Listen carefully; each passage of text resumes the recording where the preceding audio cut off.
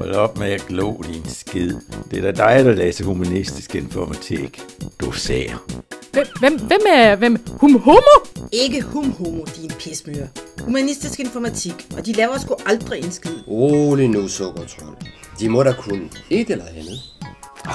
Jo, man kan blive tekstforfatter, man kan blive coach, man kan blive informationsmedarbejder. Snothoveder, som søløvernes konge er det mig, der bestemmer, og huminfer er herres vedige. Humanistisk informatik. Hvad for noget? Ja, det er fandme også et træls-navn. Man forstår sgu ikke, hvad de render rundt og laver. Måske er de gode til karate. Prøv lige at høre her. De kan ikke finde ud af karate eller en skid andet. Spilprogrammører, tilrettelæggere og oplevelsesdesignere. De er herre nice. Nej!